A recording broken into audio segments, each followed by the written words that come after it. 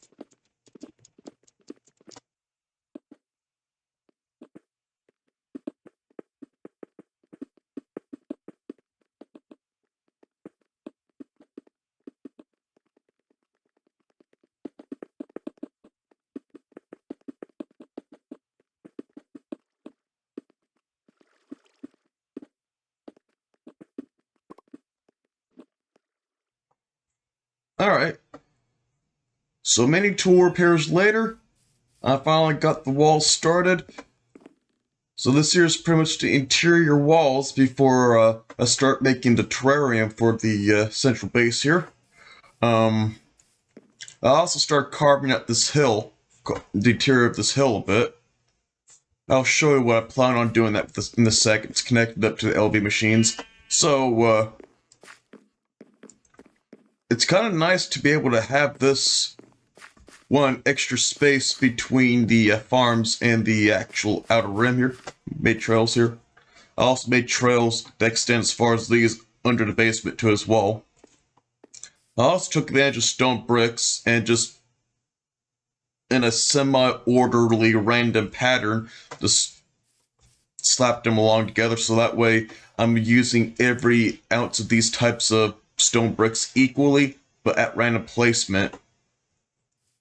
You'll notice that there's always this same three types of stone bricks per column of these, before I top it off with more chiseled cobblestone and some chiseled oak planks to water the tops a bit. I'll decide more how to expand the top even further, but I definitely want this to look stone strong, but with vibrant different variations of color. I'm thinking that with the interior is to make like a lively, warm feel out of this.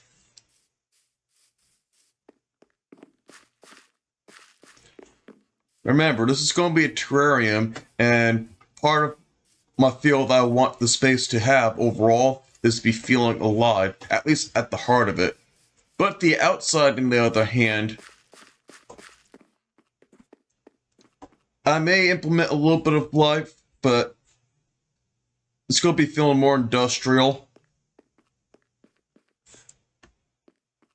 I eventually plan on moving all the LV machines into this little room here,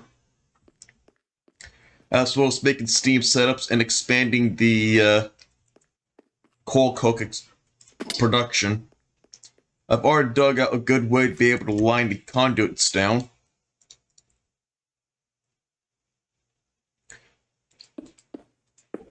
Me laying the pathways out should be allowing me to be able to make a lot of machine walls, so that way things are more organized for specific purpose. Like every bit of a machine wall module will be for a specific outcome of a product. Like for example, there will be some machines that are specifically designed to process ores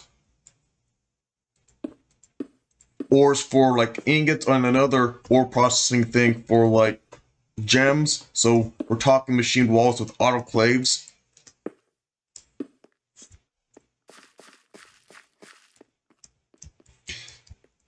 But that's something for the distant future. In the meantime, I'll have to make more of certain machine blocks, stuff like that, and just to fill in this room and see how things go. But for now, I might as well go ahead and start making the automation on LV at this room for now. Now, in terms of making building blocks, for now I'm sticking with stone, but depending on what goes on, I might continue along with the stone brick feel here, or other blocks that might add a little bit of vibrancy and color in here, so that way the stone here don't make this room feel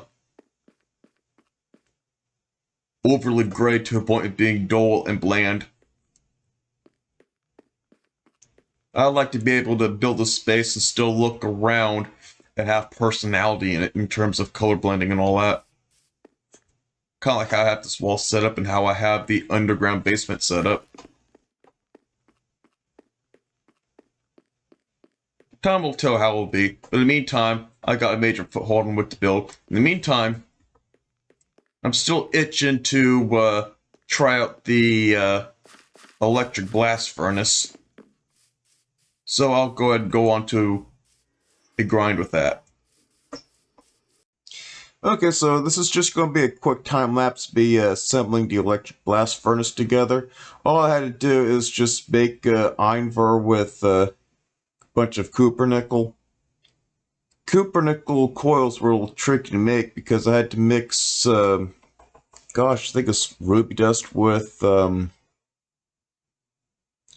Certus or nether quartz to make the silicate wool, or I think it's called something wool. I can't remember what it is, but the wool part was the longest part in making this.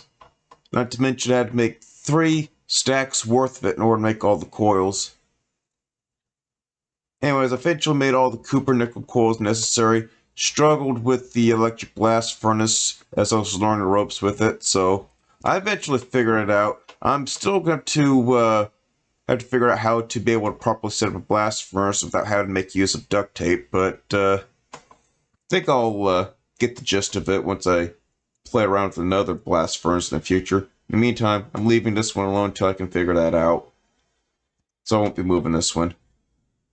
But I also wanted to give invitation to y'all, though, to see what exactly is appealing when it comes to video making here and there. I suppose that's a question I'm not asking y'all enough, since I realize I'm not interacting with y'all directly face-to-face here, so do please let me know in comments on what works with y'all, so I can do things that works for y'all. I can always learn from what works with you guys, so I can only know if you talk back. Well, y'all, good news is I got the blast furnace working. At least I tested a recipe that doesn't require oxygen, making use of the circuit and all. But the recipe shortly kicks out, even though the steam turbines don't run out of fuel. That tells me something. This machine's underpowered, even with just 2 of these turbines here. If I can, I think I'll hold off with this machine until I am able to get more of the energy input hatches to supply power into the thing. 2 more, because each turbine here outputs 32 EUs per tick. This is pretty much at 64 EU per tick power supply here. With additional 2 more of these, it should be bringing up to 128, which is above the 120 EU per tick voltage that the steel works with the electric blast furnace. Until I get 2 more inputs with this, I'm not going to bother with it. You know, I admit that I said that I wasn't really going to bother much with the blast furnace here, but that was just me being tired at 11 o'clock making this video at that time. Here I am looking at my time, 4 o'clock right now, eating up with a cup of coffee. I just sat back and thinking, wait the doggone minute here. I can just combine a bunch of 32 EU turbines together to bring this up to the NV voltage that I need to run this the blast furnace with. Because if you think about it, every turbine has a maximum output of 30 energy usage per tick. So 32 EUs per turbine. So let's see here. I got 2 turbines here. As I said before, 64 EUs per tick going into this thing. This thing is being, this blast furnace is being underpowered by half of its capacity to be able to efficiently process steel. I just need to slap in an additional 2 of these turbines, some NV grade cables in there to be connected up to the blast furnace here, and have it run then and there. Like, the steel recipe requires 120 EUs per tick to work with. With those 4 turbines, 128. With just 1 copper cable slipping on there, energy loss should be not be too much of a concern. So this here should be able to process steel that way. So what I'm going to do here is that I'm going to proceed to grind up a little bit more, make more of the tubing I need for the additional 2 turbines, make the cables, and then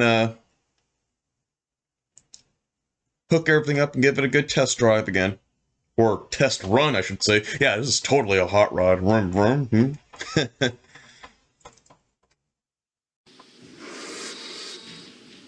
Alright, that's 2 turbines. Alright, so I've pretty much gotten all the extra pipes and turbines made.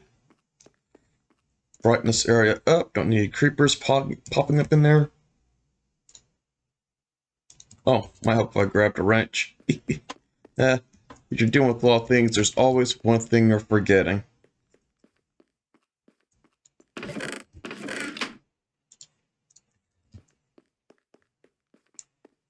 Now, I should go ahead and just cover up this copper cables here with rubber, but you know what? This will be fine without it. Unfortunately, I'll be wasting 64 liters of steam, but or 48 liters of steam, but there's gotta be a learning curve somewhere. Oh, do I have wire cutters? Yes, I do. Lucky I had wire cutters. The only thing left to do is to... Well, I'm going to disconnect these here first, just in case I have to make any changes. Actually, I think I will make some changes.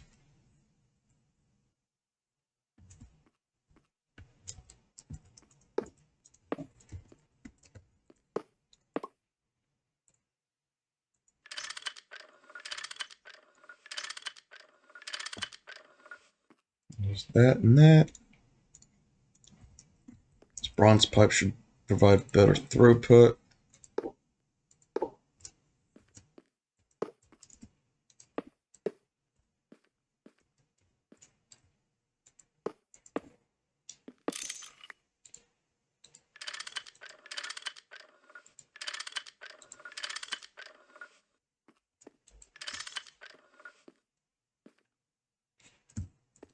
Dig this a little bit deeper. Plus, I don't want to be touching the pipes just to take unnecessary damage.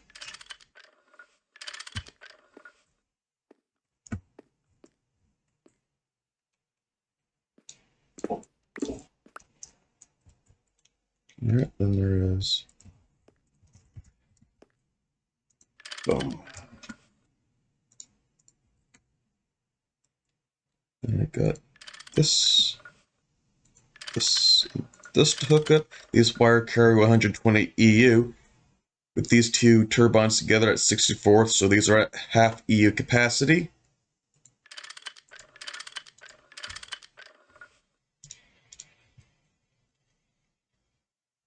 Alright, that should be 128 EU minus whatever cable loss these cables are. So let's see here.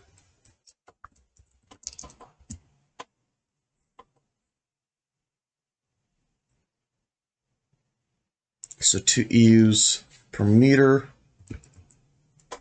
That's 4 so far.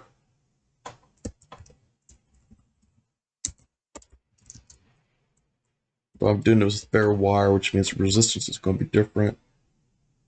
So that's 4 EU loss.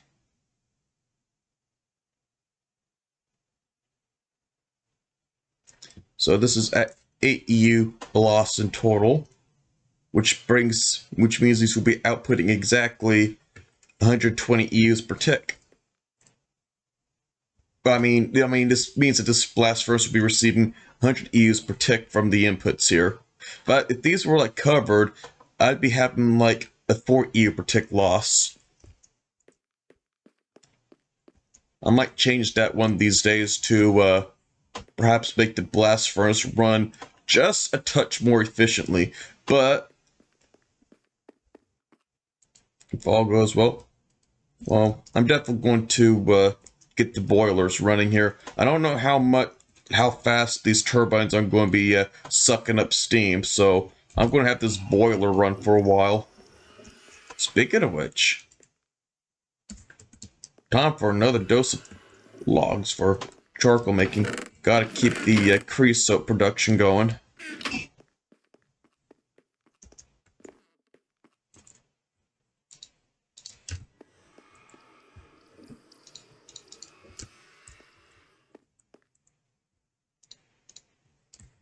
Alright, so that's another 30 pieces of charcoal. I gotta set up some sort of automatic tree farm one of these days. I might actually go down to forestry line just to get the tree farm running. This way I can just have wood constantly running and then have these be constantly supplied.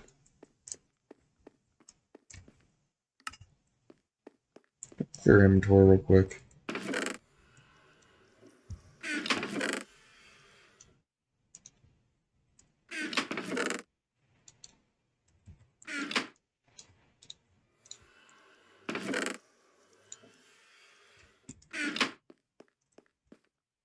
So with this being a high pressure boiler, it's going to take a sweet amount of time for this to be building up the temperature it needs to be able to reliably produce steam. Because with 4 turbines running the blast furnace, it's going to be demanding a good amount of steam compared to everything else here. Like, it may require this boiler to be boiling things at peak capacity. Half capacity water here, half... Yeah, the total combined water supply is at half capacity here. So, I'm going to have to keep a watchful eye here on the water supply here too as well. But once steam gets going, then I'll definitely tune in recording to see how this blast furnace goes. This is big supplied MV power with the combined turbines, so there should be no excuse for this to not be running. I got all the I got the maintenance hatch duct tape, so there should be no loose screws or anything else causing issues. So let's see how things go then and there. See y'all then. Okay, so I think I got a decent batch of steam produced. I'm going to go ahead and reprocess a steel dust I was getting from the lathe. Oh, do I need a circuit with that?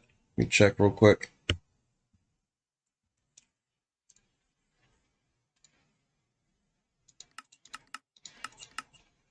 Yeah, I do.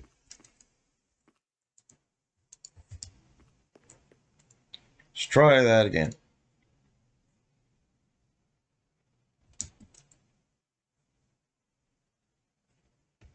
Okay. Am I doing something wrong here? Do I need a soft mount? There we go. Now it's run.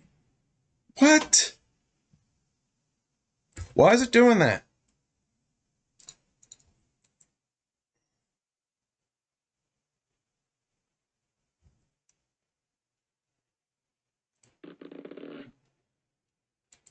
Let me risk another batch.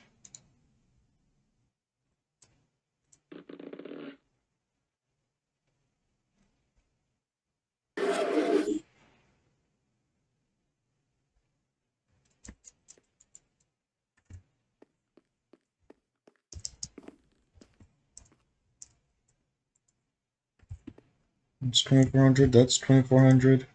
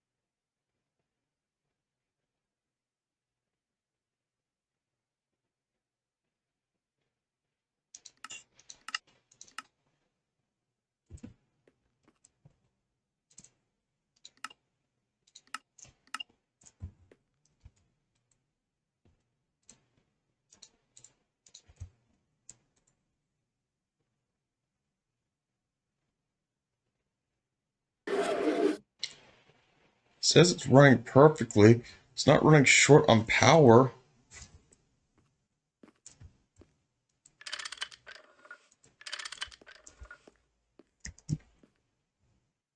I round this, see what it does again.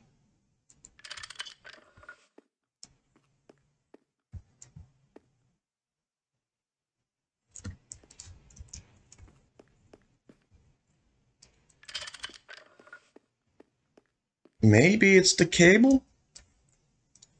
Let me process up some rubber real quick and see if that's the problem. Alright, take 2. So I've got the copper cable here coated up. That should mean there's only 4 EU loss, with an extra 8 EU, with an extra 4 EU that this whole system can work with. So there should be no... Basically, there should be no energy loss causing this to be significantly impacted. So I'm going to try this again. If this doesn't work, then I'm totally stumped.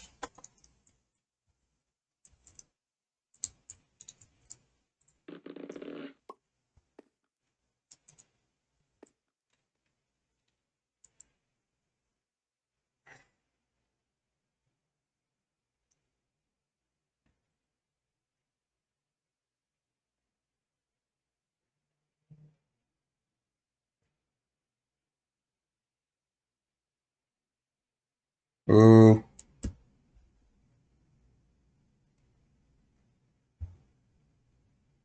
This might be a problem. Yeah. Okay, this is to the right direction, but I need to make, I need more steam flowing through. Like, how much do I have left over?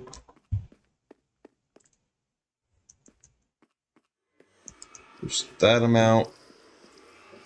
There's that amount. Okay, it's a bronze pipe throughput issue. What I'll probably want to do is convert all this into steel pipe to double the throughput. Because GregTech pipes will transfer the amount of fluid half of the pipe's maximum capacity. Which means the bronze pipe can transfer 2,400 millibuckets of steam per second, while steel pipes can transfer 2,400 millibuckets of steam per second. So if I can get this to flow through there properly, that should be enough to get this working properly. If not, at least have the gross fluid loss be so small that it interrupts one's full cycle of the blast furnace. But yeah, it looks like the cable seemed to have done the trick. I just need to fix the throughput issue. Alright, so I did some reconfiguration of some system here, but before I do that, I want to troubleshoot something one more time. Alright. So one piece of steel, piece of circuit. Oh, I now need a rubber mallet. Or a soft mallet, I should say.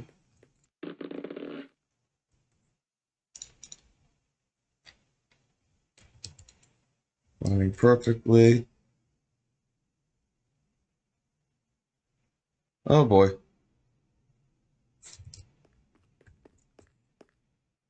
That's 2,400, that's 4,800, 4,800.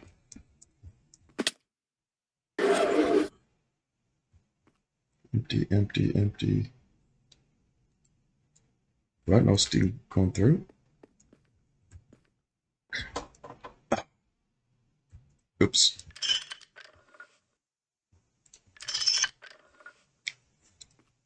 Thought I corrected that. Alright, gonna let the sink fill back up. That's like, gosh, 8 pieces of steel have been through already.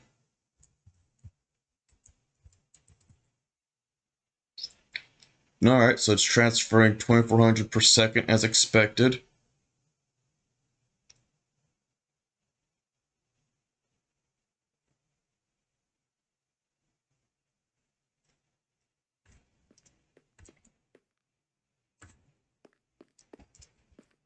What am I doing on the boiler side of things? Well, it's pretty much at the margin now. Let's see here. That's 24, 24. Okay, so all those are 24K, so all 84K worth of milk buckets worth of steam is still there. Alright. Another take.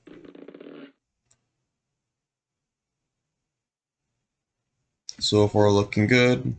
So far looking good.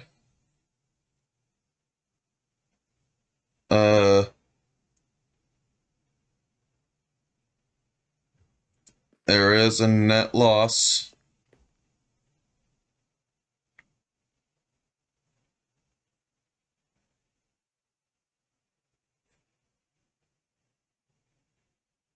And we're at net gain of steam. Maybe this will fix it.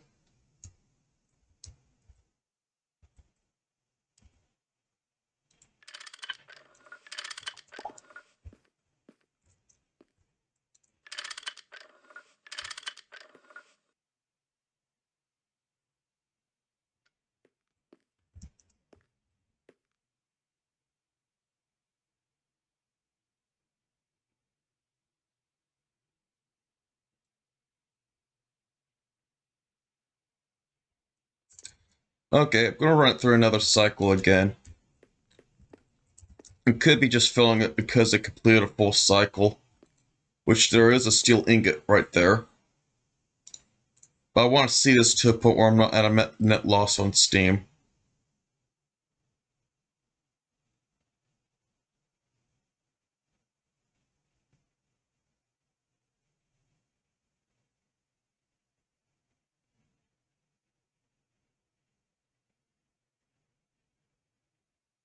Still doing it. Alright. Do I got any of these left? Looks like it.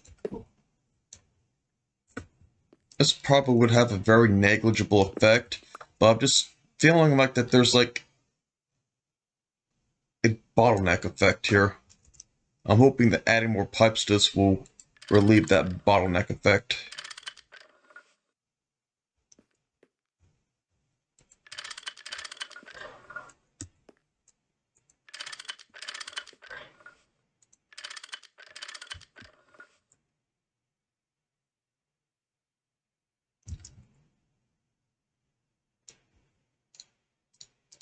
Looks like it's at a net gain again, but that's because it completed a cycle. Let's cap off 2400. Alright, another take.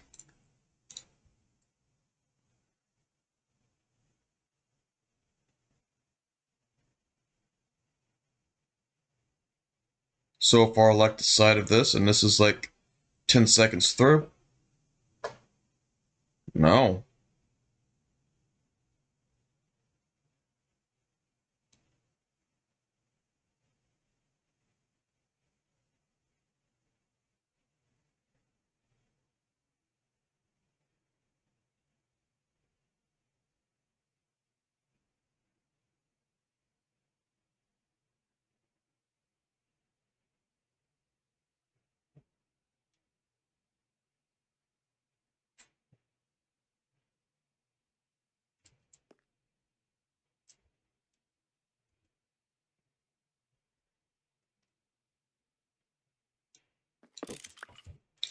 Well, here, why don't I do this? See how that goes.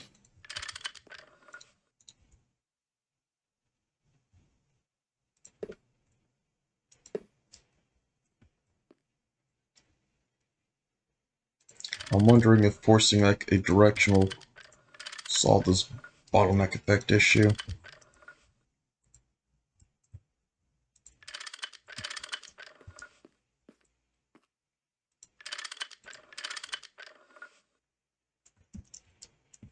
Like at least I'm able to produce steel, at least recycle the steel ingots this way, but I want this done in a way where I'm not at a net loss in steam turbines, because I want to be able to leave this EBF alone for long periods of time.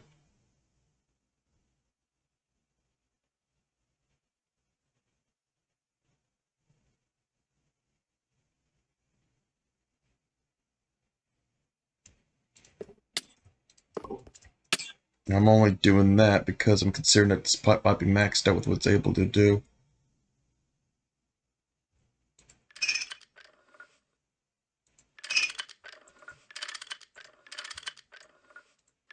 Make sure there's nothing slushing back and forth affecting output.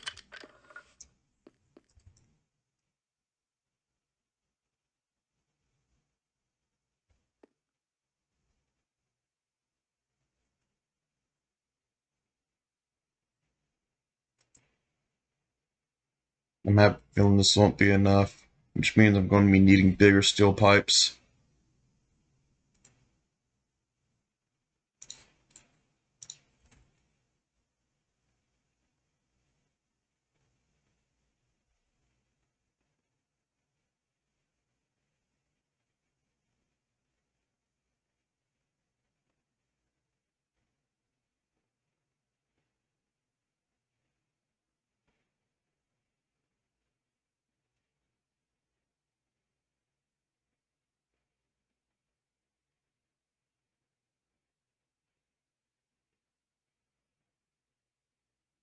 I mean, what I'm doing here seemed to have made a difference. But it's still a net loss. I just need bigger steel pipes, period.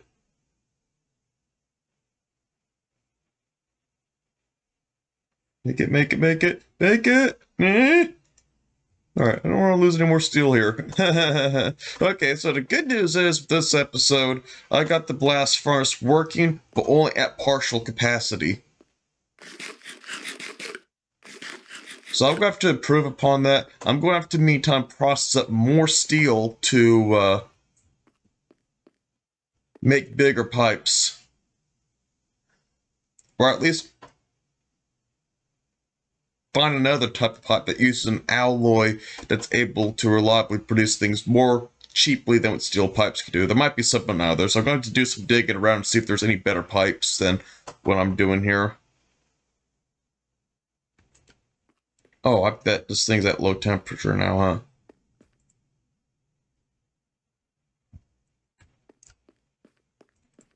Oh, and then there's this here. Like, here's the difference. Here's the overall difference I did with the system here.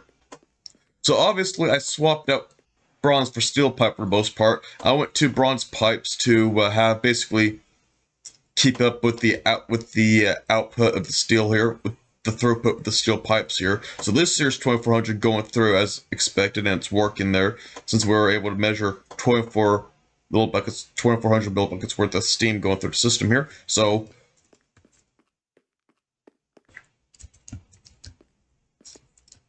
with the steam pipes above, then through here. Now I've designed this in a way to where one, the steam is able to flow through here to these pipes, or to that pipe pillar, whichever two to go, or whichever three to go into the iron tank, or the pipes that leads down to the other systems. The reason why I did this because the railcraft tank by itself will output only 1,000 millibuckets worth of steam at a time. Because of that, it'll be bottlenecking the power supply, the steam supply to the blast furnace. So I'm just having it being a direct supply from here to there, so that way the railcraft tank ain't the source of bottleneck for the steam throughput because it be coming from directly from the boilers themselves. And with this pipe setup, theoretically, the low pressure and high pressure boiler should be able to be distributing their steam to the blast furnace and the iron tank wall at equal distribution.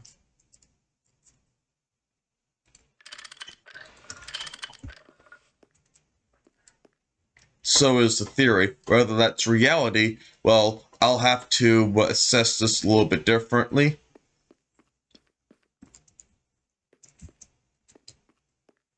That's something for me to play around with a little bit more as time progresses off camera. Now, as I mentioned before, earlier this episode, I plan on moving this all again, expanding more resource production, stuff like that. So yeah, that room that you were seeing me digging out earlier at the beginning, yes, this will be a new spot for the LV machines, because I want these machines out of here, and I also want to have more space to work with to, one, have machine produce certain resources, and two, power production. I would like to be able to have a power production system that allows me to have more stability than what the Steam setup is allowing me.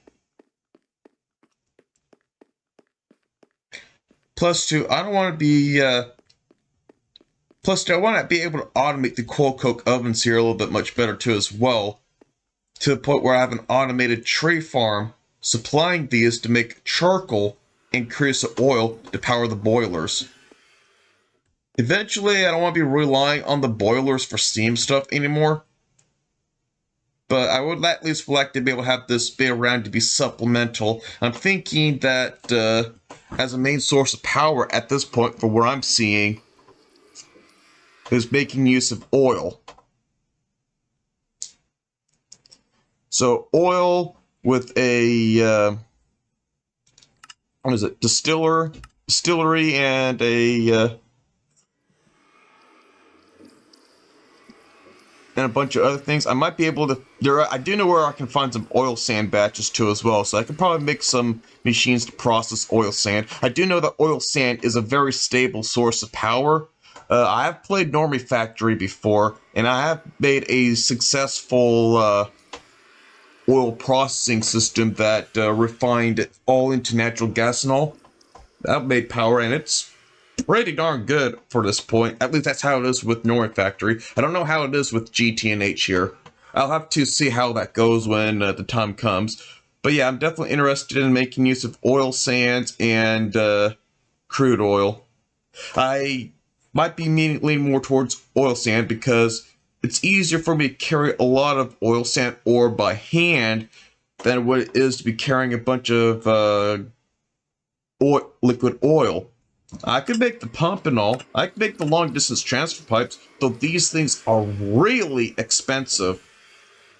And I would need at least 4 of these, and to make each of these long distance pipeline blocks here, or receptacles here, is at least a stack's worth of steel. So to make 4 of these would require almost 4 stacks of steel.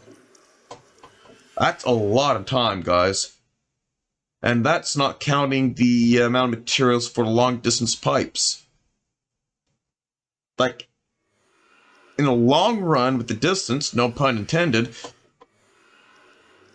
I could see it being worth it, but it's too time consuming for me at this point to be considered as a viable option at this point. Especially considering that with the regular brick furnaces, it takes 4 minutes to produce a steel ingot. And a blast furnace, well, we're not there yet. As far as I'm concerned, I'm more in favor towards oil sand than I am with liquid oil. I'll have to see how oil sand is balanced in GTNH. So this might actually be a new form of power for me to go for. I'll have to figure out how to set all that up. But in due time in the future. Anyways, y'all, I've already said a lot of things, so I'm probably giving y'all a big case of information overload. So I'm just going to have it end here and try to progress off camera here. Next episode, y'all should be having a better idea to what I'm going to do. So anyhow, y'all take care, and everybody have a great day.